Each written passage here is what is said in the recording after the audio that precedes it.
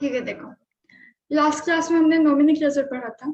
अभी आप लोग हेडिंग लगा लो, nature of carbon hydrogen bond. यहाँ से आपको अगर किसी ने लास्ट क्लास मिस कर दिया है कोई इशू नहीं है, आप वीडियो देख लेना। बाकी यहाँ से आपको समझने में कोई दिक्कत नहीं है। ठीक है, नेचर ऑफ मैम होमवर्क का डाउट मैम लास्ट में। Carbon hydrogen bond. Okay, homework का डाउट लास्ट में, स्टार्टिंग में भी कर सकते थे। आपने कहा कि आपको डाउट है, ठीक है कोई दिक्कत नहीं, लास्ट में कर लेंगे। Okay, nature of carbon hydrogen bond. देखो ये आपका एक्स है, पाई मत समझिए ना दोस्त। यहाँ पे देखो C4 क्या हो गया आपका कार्बन,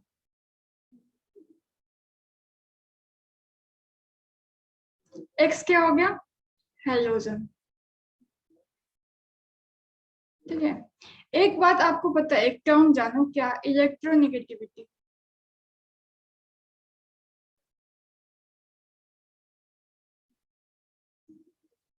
इलेक्ट्रोनेगेटिविटी को शॉर्ट में हम लोग EN लिखते हैं। ठीक है, EN।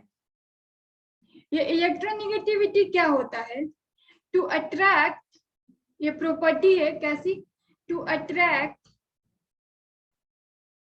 बॉन्डेड इलेक्ट्रॉन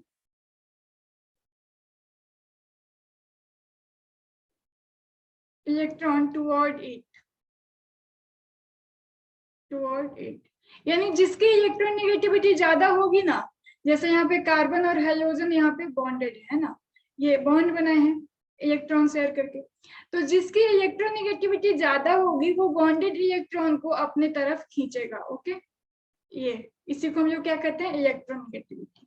तो यहाँ पे आपको जानने वाली बात क्या है कि अगर हम लोग बात करें इलेक्ट्रोनेगेटिविटी की, तो ये हाइड्रोजन की इलेक्ट्रोनेगेटिविटी, हाइड्रोजन क्या होता है, chlorine, fluorine, bromine, iodine. Okay, hydrogen की इलेक्ट्रोनेगेटिविटी ज्यादा होती है कार्बन के इलेक्ट्रोनेगेटिविटी से, सॉरी EN इलेक्ट्रोनेगेटिविटी से। ओके, हाइड्रोजन की इलेक्ट्रोनेगेटिविटी कार्बन की इलेक्ट्रोनेगेटिविटी से ज्यादा होती है। इवन अगर हम लोग बात करें ग्रुप 17 की, ग्रुप 17 मतलब पीरियोडिक टेबल का ग्रुप 18 ग्रुप होता है ना, उसमें 17वें ग्रुप की। ठीक है, तो उसमें आपका होता है hydrogen, fluorine, chlorine, bromine, iodine. और पीरियोडिक टेबल में इनकी इलेक्ट्रोनेगेटिविटी काफी हाई होती है। और अगर बात करें फ्लोरीन की, तो ये मोस्ट इलेक्ट्रोनेगेटिव एलिमेंट होता है पीरियोडिक टेबल का, मोस्ट इलेक्ट्रोनेगेटिव। यानी जितना ताकत से ये खींच सकता है इलेक्ट्रॉन और कोई नहीं खींचता। ऐसा क्यों है कि ये हाइड्रोजन ग्रुप की इलेक्ट्रोनेगेटिविटी इतनी अच्छी, देखो इनको चाहिए होता है मात्र एक इलेक्ट्रॉन। अगर ये एक इलेक्ट्रॉन खींच लिए ना, अपना ऑक्टेट आसानी से पूरा कर लेंगे। तो जिसको 2 चार्ज चाहिए होता है वो सोचता है काहे को इतना मेहनत करें, बहुत मेहनत है, तो थोड़ा बहुत ट्राई कर लेता है। इसको मतलब बहुत परेशानी होती है, एक ही तो है, खींच लो, कैसे भी करके खींच लो तो ऑक्टेट पूरा हो जाए।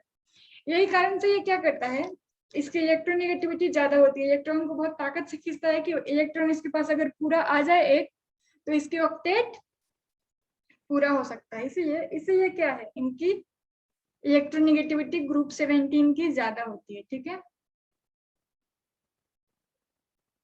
बराबर है, एक इलेक्ट्रॉन लेकर के ऑक्टेट बना सकता है, इसलिए इसकी इलेक्ट्रोनेगेटिविटी ज्यादा होती है।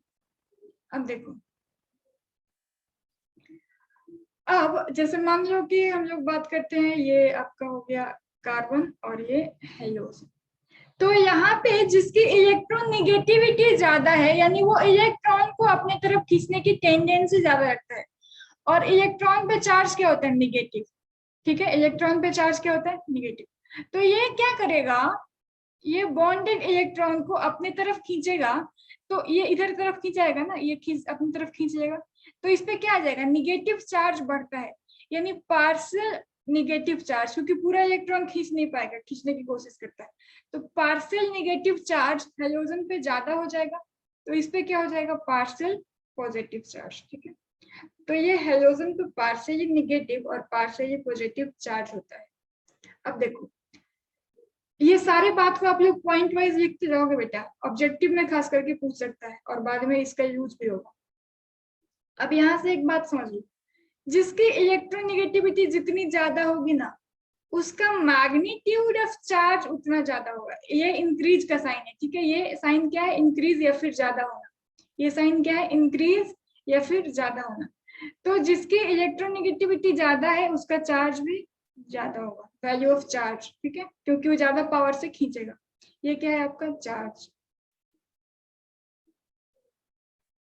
बोलो, इतना में किसी को दिक्कत? Ma'am to attract bonded electron toward its के नीचे मैम क्या लिखी है? ये बताया है, जैसे ये कार्बन है और ये हेलोजन है और इनके बीच का ये बॉन्ड है, तो हेलोजन की इलेक्ट्रोनेगेटिविटी क्योंकि ज्यादा होती है तो ये इसके तरफ, अपने तरफ खींच रहा है, ये खींच रहा है, इधर खींच रहा है। इलेक्ट्रोनेगेटिविटी ज्यादा हेलोजन की है तो ये ज्यादा दिखाया कि हेलोजन की इलेक्ट्रोनेगेटिविटी ज्यादा है कार्बन से। या तो ये ज्यादा दिखाने के कंटेंट में एक्सप्लेन किया होगा या फिर बता रही होंगी कि ये खींच रहा है। वीडियो देखना अगर एकदम उसी इंस्टेंट पे चाहिए तो। अभी जो भी है इसका, आपने वो पार्शियल चार्ज वाला में भी इसी तरह का लिखे हैं? हाँ पार्शियल चार्ज में इस तरह के, क्यों ये मैंने बताया, हाँ क्योंकि ये इलेक्ट्रॉन अपनी तरफ खींच रहा है ना, इधर की तरफ खींच रहा है, खींच रहा है ऐसे, तो खींच रहा है तो इसकी नेगेटिविटी ज्यादा है, क्योंकि इलेक्ट्रॉन क्लाउड इसके तरफ ज्यादा शिफ्ट होंगे ना, नेगेटिव चार्ज मैम ज्यादा। एक बार ये थोड़ा सा और समझा दीजिए तो मैम, ये वाला जस्ट ये वाला पीछे वाला में। ठीक है, देखो मैं स्टार्टिंग से समझा देती हूँ। Nature of carbon halogen bond में हम लोग क्या पढ़े? एक तो C for carbon, X for halogen है। दूसरा हमने क्या देखा? इलेक्ट्रोनेगेटिविटी हेलोजन की ज्यादा होती है कार्बन के इलेक्ट्रोनेगेटिविटी से, ये पक्की बात है, ठीक है। इलेक्ट्रोनेगेटिविटी हेलोजन की ज्यादा होती है कार्बन की इलेक्ट्रोनेगेटिविटी से। ग्रुप 17 में आते हैं आपके halogen, fluorine, chlorine, bromine, iodine. एक और है बट वो रेडियो एक्टिव है और रेडियो एक्टिव के बारे में हम लोग बात नहीं करेंगे। इसमें पीरियोडिक टेबल में सबसे ज्यादा मोस्ट की बात करें तो फ्लोरीन आपका मोस्ट इलेक्ट्रोनेगेटिव होता है। अब देखो, मैंने कहा इलेक्ट्रोनेगेटिविटी क्या है? To attract bonded electron towards it. जैसे ये कार्बन आपका हो गया, सपोज हमने ये लिया ये कार्बन और ये हो गया हेलोजन, ओके, मान लो क्लोरीन हो गया, ठीक है। तो क्लोरीन की इलेक्ट्रोनेगेटिविटी ज्यादा है और जिसकी इलेक्ट्रोनेगेटिविटी ज्यादा होती है वो क्या करेगा? इलेक्ट्रॉन को अट्रैक्ट, यानी यहाँ पे दो इलेक्ट्रॉन है ना, एक इसका और एक ये इसका, तो ये क्लोरीन कोशिश करेगा ना दोनों इलेक्ट्रॉन इसके पास आ जाए तो ये इसको अपने तरफ खींचेगा ताकत से, ठीक है, क्योंकि इसको इलेक्ट्रोनेगेटिविटी ज्यादा है और इसकी इलेक्ट्रोनेगेटिविटी कम है। तो जिसकी इलेक्ट्रोनेगेटिविटी ज्यादा होती है उसमें पार्शियल नेगेटिव, जिसकी कम होती है उसमें पार्शियल पॉजिटिव का चार्ज होता है, ठीक है। मैंने कहा इलेक्ट्रोनेगेटिविटी अगर इंक्रीज होती है तो चार्ज की वैल्यू इंक्रीज होगी, क्योंकि वो ज्यादा खींच लेगा। चार्ज को क्यू से रिप्रेजेंट करते हैं, देखो ये जितना ज्यादा खींचेगा अपने तरफ उतना तो इस पे निगेटिव का चार्ज बढ़ेगा ना, उतना जितना इलेक्ट्रॉन अपनी तरफ खींचेगा। तो वही इलेक्ट्रोनेगेटिव ज्यादा है यानी इलेक्ट्रॉन को ज्यादा अपनी तरफ अट्रैक्ट करेगा और चार्ज की वैल्यू इंक्रीज हो जाएगी। इतना बात मैंने अभी तक बताया है, बस सिंपल। आप लोग से एक रिक्वेस्ट है, फोन को अपने ऐसे रख के पढ़ना, ऐसे, ठीक है। ऐसे करके अगर पढ़ोगे आपको देखने का एरिया बहुत कम मिलता है, फिर आंख पे ज्यादा जोर पड़ सकता है। फोन को ऐसे पकड़ के पढ़ना है, ठीक है, ऐसे पकड़ना है, इस तरह से, ताकि आपको पूरे ही स्क्रीन पे दिख पाए।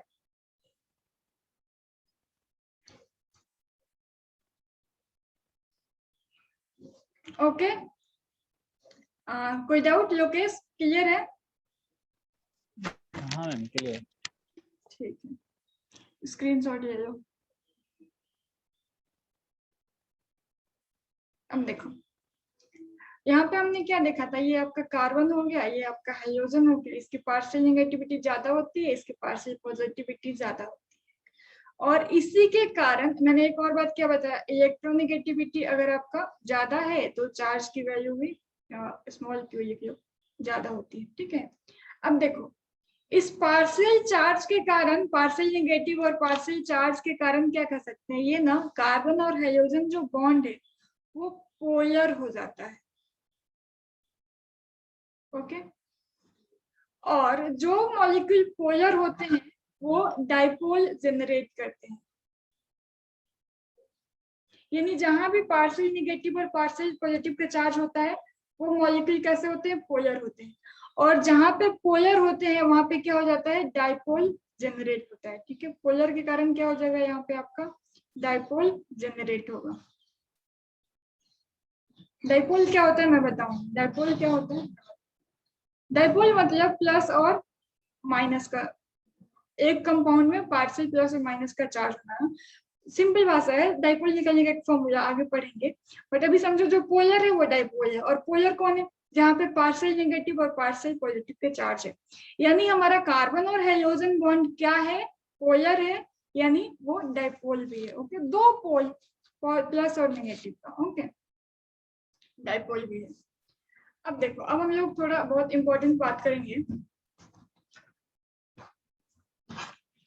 हम लोग ना कुछ ऑर्डर पढ़ेंगे, बॉन्ड ऑर्डर पढ़ेंगे, फिर आपका डाइपोल मोमेंट का ऑर्डर पढ़ेंगे कि किसमें ज्यादा है। तो यहाँ पे पहले एक बात बताऊं, देखो पहले हेलोजन क्या होता है, fluorine, fluorine, bromine and iodine. एक बात आप जानो, यहाँ से हम लोग 11th में पढ़े हैं पीरियोडिक टेबल में, जब हम लोग डाउन द ग्रुप जाते हैं ना, जैसे ग्रुप में अगर ग्रुप 17 के ये होते हैं आपके फ्लोरीन, क्लोरीन, ब्रोमीन, आयोडीन, तो डाउन द ग्रुप जब जाओगे तो क्या होगा, साइज इंक्रीज होता है, साइज बढ़ता है। नीचे जाने पे साइज बढ़ता है, यानी फ्लोरीन आपका सबसे छोटा होगा, क्लोरीन उससे बड़ा होगा, ब्रोमीन उससे बड़ा होगा, आयोडीन और ही ज्यादा बड़ा होगा। ओके, ऐसा। तो डाउन द ग्रुप हमारा साइज इंक्रीज होता है। और यहाँ पे जो हम लोग बॉन्ड की बात कर रहे हैं वो कार्बन हाइड्रोजन की, तो कार्बन की तो साइज फिक्स है ना, जैसे मान लो हम लोग अभी क्या बनाएंगे, CF। ओके, CF बना रहे हैं, तो कार्बन का साइज ये फिक्स है, ये इतना बड़ा है। ओके, और फ्लोरीन आपका साइज में छोटा होता है, तो मान लो इतना है। ओके, अब देखो, ये हो गया आपका फ्लोरीन। अब देखो, इसके दोनों के बीच के न्यूक्लियस के डिस्टेंस को हम लोग क्या कहेंगे, ये जो यहाँ इसका कार्बन का न्यूक्लियस यहाँ होगा, यहाँ पे फ्लोरीन का न्यूक्लियस होगा, तो इन दोनों के न्यूक्लियस को डिस्टेंस को, इसके बीच का डिस्टेंस कहते हैं, या फिर हम लोग बॉन्ड लेंथ कहते हैं। कोवेलेंट बॉन्ड में ओवरलैपिंग होती है, ठीक है, ऐसा ओवरलैपिंग हो जाता है कोवेलेंट बॉन्ड। हम लोग जब बॉन्डिंग, केमिकल बॉन्डिंग पढ़े थे वहां पे देखा भी था, है ना, ओवरलैपिंग होती है तब कोवेलेंट बॉन्ड होता है। इसको हम लोग बॉन्ड लेंथ कहते हैं, ठीक है। और एक्चुअली ये होता क्या है, inter molecular inter nuclear attraction कह दो या डिस्टेंस कह दो, मॉलिक्यूलर भी कह सकते हैं, लेकिन ज्यादा परफेक्ट अगर वर्ड चाहिए तो बॉन्ड लेंथ क्या होता है, इंटर न्यूक्लियर, यानी एक से दूसरे न्यूक्लियस के बीच का डिस्टेंस। ठीक है, बॉन्ड लेंथ या फिर एक से दूसरे न्यूक्लियस के बीच के डिस्टेंस को कहते हैं। ठीक है, तो ये आपका क्लोरीन फ्लोरीन के बीच का ये बॉन्ड है। अब देखो, अगर हम बात करते हैं कार्बन और क्लोरीन के बीच का, ठीक है, तो हमें तो इतना पता है कि हमारा जो कार्बन का साइज है वो तो सेम रहेगा, बराबर ही है मान के चलो। लेकिन अब आपका जो दूसरा है फ्लोरीन, उसका साइज इस फ्लोरीन से ज्यादा बड़ा होगा, तो ये मान लो उसका, ये फ्लोरीन होगी, तो इसके बीच का भी ये डिस्टेंस क्या कहलाएगा, इंटर न्यूक्लियर डिस्टेंस, या फिर इसका हम लोग कहे तो ये क्या हो गया, बॉन्ड लेंथ। यहाँ से इंपॉर्टेंट क्वेश्चन आया हुआ है बोर्ड में भी और जे में भी, अभी थोड़ा फोकस करना आप लोग, ठीक है। अब हमारा नेक्स्ट क्या बच गया, कार्बन और ब्रोमीन। तो देखो नीचे जा रहे हैं तो ब्रोमीन का साइज थोड़ा और ही बड़ा होगा, नीचे जाने पे साइज क्या होता है, बढ़ता है। तो यहाँ पे कार्बन का साइज तो हमारा फिक्स रहेगा, कार्बन हमारा उतना ही बड़ा है, बट हमारा अब जो ब्रोमीन है वो और ही बड़ा हो गया पहले वाले से, तो इनके बीच का बॉन्ड लेंथ ये हो जाएगा। अब हमारा एक और बच गया,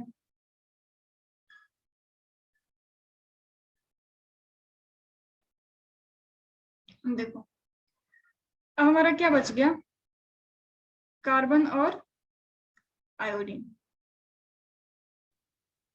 तो यहाँ पे हमारा कार्बन का तो लेंथ अगेन भी सेम ही रहेगा, थोड़ा छोटा बन गया, मान के चलो कि सेम है, या फिर मैं बना देती हूँ थोड़ा बड़ा, मत मानो आप लोग। ये कार्बन हो गया है ना, और हमारा जो आयोडीन है ये थोड़ा और बड़ा हो गया, और इनके बीच के ये डिस्टेंस क्या हो गया हमारा, बॉन्ड लेंथ। ओके, तो यहाँ से आपको क्या पूछ सकता है, नंबर 1 बॉन्ड ऑर्डर, क्या पूछ सकते हैं यहाँ से, बॉन्ड ये order of bond length, OR order of bond length, ये पूछा हुआ है, ठीक है। ऑर्डर ऑफ बॉन्ड लेंथ कौन सा करेक्ट है? मैम हाँ मैम साइज बढ़ने से ऑर्डर लेंथ पर बॉन्ड लेंथ पर फर्क पड़ेगा कि नहीं? पड़ेगा ना, वही तो मैं बता रही हूँ। देखो यहाँ पे इसका साइज इतना ही बड़ा था, बट जब से ही साइज इसका बढ़ा क्लोरीन का, तो क्लोरीन का न्यूक्लियस दूर चला गया, तो ये साइज इसका इतना बड़ा हो गया। अब इसका साइज ये और ज्यादा बड़ा, तो ये और बड़ा हो गया, और इसका न्यूक्लियस क्योंकि दूर चला जा रहा है, तो साइज बढ़ने से इन दोनों के बीच का न्यूक्लियस का डिस्टेंस बढ़ रहा है। तो आपका साइज के, एटॉमिक साइज के बढ़ने से बॉन्ड लेंथ हमारा बढ़ रहा है। ओके, तो ऑर्डर क्या हो जाएगा, करेक्ट ऑर्डर की अगर बात करें तो हमारा ऑर्डर करेक्ट क्या हो जाएगा, देखो सबसे छोटा कौन सा हो जाएगा, जो दोनों सबसे छोटे एटम है, तो कार्बन तो सब में सेम है, तो CF का सबसे छोटा बॉन्ड लेंथ हो जाएगा, एंड देन आपका CCl का, एंड देन आपका CBr का। ये बीच में बॉन्ड वो दिखाओ या मत दिखाओ एक ही बात है, एंड देन आपका Ci का। ओके ऐसा, तो बॉन्ड लेंथ का ऑर्डर ऐसा है। क्यों ऐसा है, क्योंकि एटॉमिक के साइज के बढ़ने से इंटरन्यूक्लियर डिस्टेंस बढ़ रहा है, और उसके बढ़ने से वही तो हमारा बॉन्ड लेंथ है, तो वो भी बढ़ रहा है। ठीक है, ये पहला इंपॉर्टेंट बात है। अभी यहाँ से और भी इंपॉर्टेंट बात आपको पढ़ना है, ये पहला बात है, ये जेई और बोर्ड दोनों के व्यू से इंपॉर्टेंट है। अब देखो मैं दूसरे इंपॉर्टेंट चीज की बात करती हूँ, इसमें किसी को डाउट नहीं है, उम्मीद है यही, BDE ऑर्डर। BDE ऑर्डर, ये BDE क्या है, बॉन्ड डिसोसिएशन एनर्जी या फिर enthalpy, bond dissociation enthalpy. Okay देखो बॉन्ड डिसोसिएशन एंथैल्पी क्या है, बॉन्ड को तोड़ने में जो एनर्जी लग रही है, ओके बॉन्ड को तोड़ने में एनर्जी लग रही है, उसको हम लोग क्या कहेंगे, बॉन्ड डिसोसिएशन एंथैल्पी, या फिर कभी कभी एनर्जी भी कहते हैं। ठीक है, अब देखो जरा एक बात बताओ, सपोज ये चौक है, ये जो मेरे हाथ में है, सपोज ये चौक है, अगर ये इतना बड़ा है, इसको ब्रेक करना कितना आसान है, अगर मैं ऐसे थोड़ा सा बेंड करूं, अगर ये चौक है थोड़ा सा बेंड करूं ब्रेक हो जाएगा। बट मेरे पास मान लो इतना छोटा चौक है, इतना छोटे चौक, उसको अगर तोड़ना है तो मुश्किल होगा। छोटे चौक को अगर पकड़ के तोड़ रहे हो तो मुश्किल होगा, बट बड़े को तोड़ना, एक बार ऐसे करो टूट जाएगा। आपने ऐसा देखा भी होगा अगर आप चौक वाले स्कूल में पढ़े होंगे तो यहाँ से हमको क्या पता चलता है, छोटी चीज को तोड़ना डिफिकल्ट है, ज्यादा एनर्जी देनी पड़ती है, बड़े चीज को तोड़ना इजी होता है। ठीक है, तो यहाँ से हम लोग क्या बॉन्ड डिसोसिएशन एनर्जी में क्या ऑर्डर हम लोग आजमाएंगे, बताओ। बॉन्ड लेंथ का उल्टा हो जाएगा मैम। हाँ, बॉन्ड लेंथ का ये आपका एंटी प्रोपोर्शनल हो जाएगा, बॉन्ड लेंथ का एंटी प्रोपोर्शनल हो जाएगा बॉन्ड डिसोसिएशन एंथैल्पी, यानी सबसे ज्यादा डिसोसिएट होने में कौन लेगा, CF का ग्रेटर हो जाएगा क्योंकि वो छोटा है, देन आपका CCl का, देन आपका CBr का, एंड देन आपका Ci का। ये बॉन्ड डिसोसिएशन एंथैल्पी का ऑर्डर है।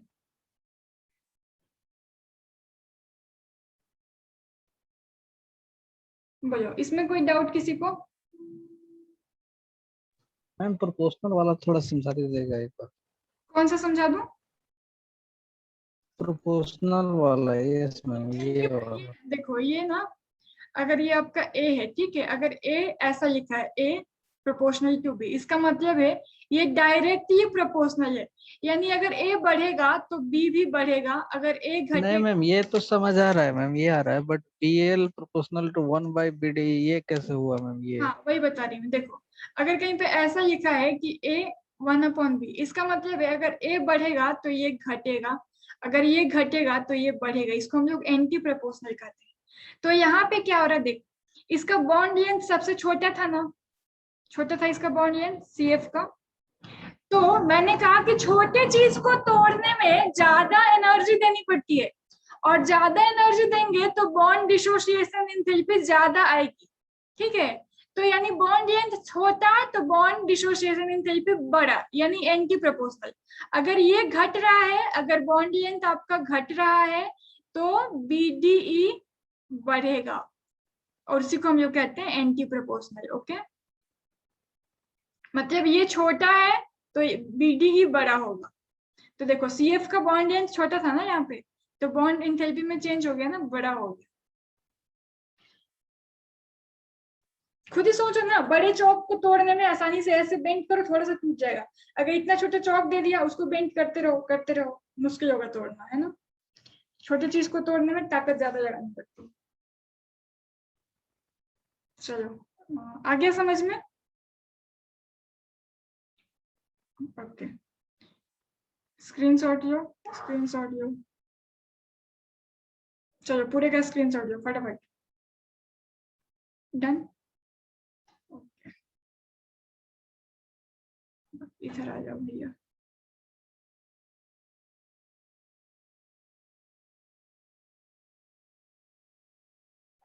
ठीक है, अब हम लोग पढ़ेंगे ऑर्डर ऑफ डाइपोल मोमेंट। दो ऑर्डर पढ़िए ना, एक बॉन्ड लेंथ का और एक आपका डिसोसिएशन, बॉन्ड डिसोसिएशन एंथैल्पी का। तीसरा ऑर्डर ऑफ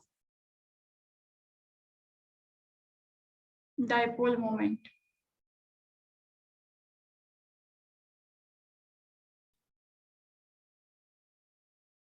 ओके, देखो डाइपोल मोमेंट को हम लोग रिप्रेजेंट करते हैं म्यू से, ऐसे, ठीक है।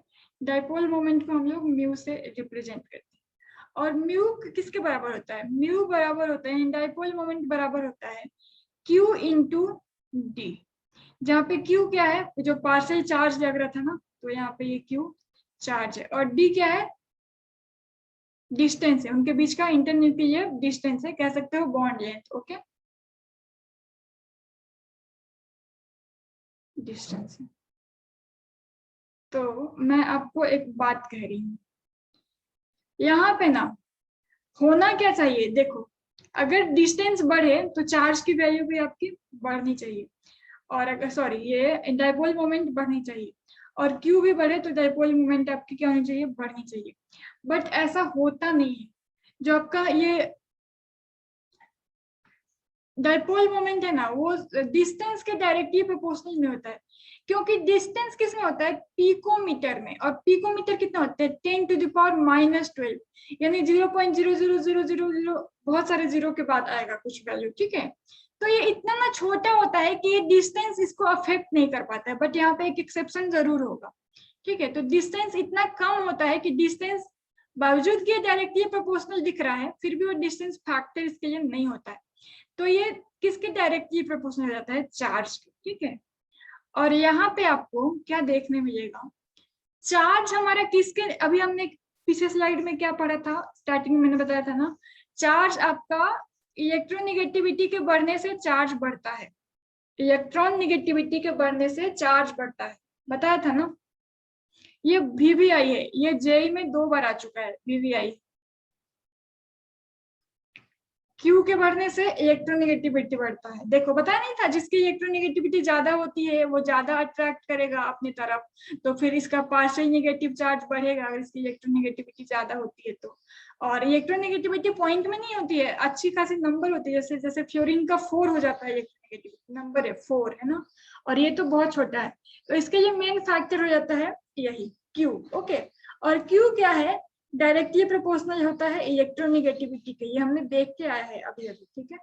तो यहाँ से अगर हम लोग बात करें डाइपोल मोमेंट के ऑर्डर का, तो सबसे ज्यादा इलेक्ट्रोनेगेटिविटी फ्लोरीन की, देन क्लोरीन की, देन ब्रोमीन की, देन आयोडीन की। तो उस हिसाब से हमारा यहाँ पे ऑर्डर क्या हो जाएगा, CF का डाइपोल मोमेंट ज्यादा हो जाएगा, देन हो जाएगा आपका CCl का, यहाँ पे बॉन्ड है, ठीक है, मैं दिखाऊं या ना दिखाऊं, यहाँ पे बॉन्ड है, एंड देन आपका हो जाएगा CCl के बाद क्या आ गया, CBr का, एंड देन CI। ऐसा होना चाहिए, ओके, होना ऐसा चाहिए, लेकिन ये क्या है, गलत है। ऐसा लिख के काटोगे भी, ये ऐसा होना चाहिए लेकिन ये गलत है, ओके, ऐसा नहीं होना, यहाँ पे काट देना, ऐसा गलत है। तो सही क्या है, देखो सही है, मैं इस पे इतना जोर दे रही हूँ क्योंकि ये 2 बार आया है, कभी भी आ भी सकता है। सही में क्या होता है, ये आपस में इंटरचेंज कर जाता है। CCl का एक्सेप्शन शो करता है, यहाँ पे एक्सेप्शन ज्यादा हो जाता है CF से, एंड देन बाकी सब सेम रहेंगे, CBr एंड देन CI। यहाँ पे बॉन्ड दिखाओ या मत दिखाओ उससे कोई फर्क नहीं। ऐसा क्यों होता है, देखो ये CF है, ओके, और ऐसा हमें एक्सपेरिमेंट से पता चला है, ठीक है, ये एक्चुअली कैलकुलेट कर रहे थे तो ऐसा आएगा, बट एक्सपेरिमेंटली देखा गया कि ऐसा नहीं है, ऐसा दिया है, ठीक है। तो इसका रीजन क्या है, ऐसा रीजन किसी बुक में नहीं दिया, इवन आपको एनसीईआरटी में भी इसका रीजन नहीं दिया है, बट एक्चुअली में होता क्या है, जो हमने कहा ना, ये डिस्टेंस इतना कम है 10⁻⁻12 पिकोमीटर, बहुत छोटी वैल्यू है, तो यहाँ पे डिस्टेंस मेन फैक्टर नहीं होता है जो अफेक्ट करे, ओके, आपका चार्ज होता है। बट इन दोनों के केस में क्या होता है, ये इसको एक्सेप्शन कैसे बना लेता है, यहाँ पे आपका इलेक्ट्रोनेगेटिविटी से ज्यादा फैक्टर जो अफेक्ट करता है वो हो जाता है डिस्टेंस, ओके। यहाँ पे जो फैक्टर आपको अफेक्ट करेगा वही आपका डिस्टेंस हो जाता है, ठीक है। और यहाँ पे आपका इलेक्ट्रोनेगेटिविटी यहाँ पे, और यहाँ पे डिस्टेंस फैक्टर हो जाता है। तो ये बहुत बहुत बहुत इंपॉर्टेंट है, क्योंकि जहां पे एक्सेप्शन आया वहां पे क्वेश्चन आया, समझ लो, जहाँ पे एक्सेप्शन मिला वहां से क्वेश्चन बनने की चांसेस बहुत बहुत बहुत ज्यादा हो जाती है, ठीक है। तो ये आपको पूछेगा ही पूछेगा, कहीं ना कहीं तो किसी ना किसी एग्जाम में पूछ ही देगा, अगर आप लोग एग्जाम देते हो तो, ठीक है। तो ऐसा है, इसके पीछे बहुत लॉजिक हम लोग नहीं दे सकते हैं क्योंकि किसी दिया नहीं है ये बात, बट हाँ एक्चुअली ऐसा होता है, ये एक्सेप्शन यहाँ पे शो करेगा। हाँ बोलो। मैम इधर वाला ऑर्डर गलत क्यों हो गया है मैम? क्योंकि ये हमने एक्सपेरिमेंट से देखा है कि ये एक्सेप्शन शो करता है। यहाँ पे क्लोरीन का कार्बन और क्लोरीन के बीच में इलेक्ट्रोनेगेटिविटी ज्यादा हो जाती है कार्बन और क्लोरीन से, ये एक्सेप्शन शो करता है, क्योंकि यहाँ पे जो फैक्टर इफेक्ट करता है वो बॉन्ड लेंथ हो जाता है, bond length, distance factor affecting हो जाता है, ओके। ये एक्सेप्शन है बेटा, और एक्सपेरिमेंट ये पता चला है, तो इसके बारे में बहुत ज्यादा हम लोग कुछ कमेंट भी नहीं कर सकते हैं, ठीक है, ये एक्सपेरिमेंट से पता चला है, ओके। तो अब देखो,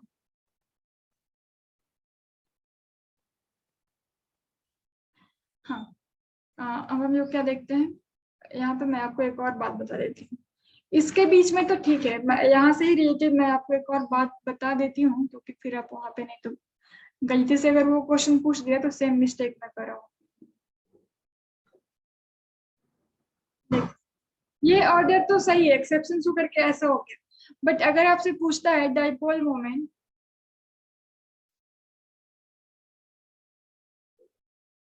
मोमेंट ऑर्डर HF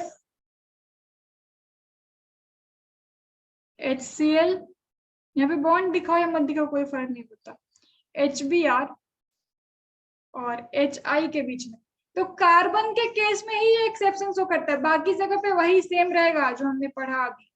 तो यहाँ पे आपका HF का बॉन्ड डाइपोल मोमेंट ज्यादा हो जाएगा HCl से HPS। तो अगर ये पूछ देता है तो ये वाला करके आप लोग मत आना देवा, ये बस कार्बन और फ्लोरीन के केस में एक्सेप्शन है। कैसे है? एक्सपेरिमेंट से, एक्सपेरिमेंटल डेटा। ओके, तो ये भी बहुत इंपॉर्टेंट है, इसके साथ में ये नोट करना, लिख भी देना, ये इंपॉर्टेंट है। तो ये आपका हो गया ऑर्डर ऑफ डाइपोल मोमेंट। अब हम लोग क्या पढ़ेंगे? प्रिपरेशन पढ़ेंगे। Okay, preparation. बट अब मैं आप लोगों के कुछ डाउट जो बचे हैं एनसीईआरटी के उसको ले लेती हूँ, फिर इतना आज रखते हैं। इसका हम लोग प्रिपरेशन पढ़ेंगे हेलो एल्केन और हेलो एल्केन का, तो उसको हम लोग अगले क्लास में कंटिन्यू करेंगे। अब मैं आप लोगों के डाउट बता दूँ।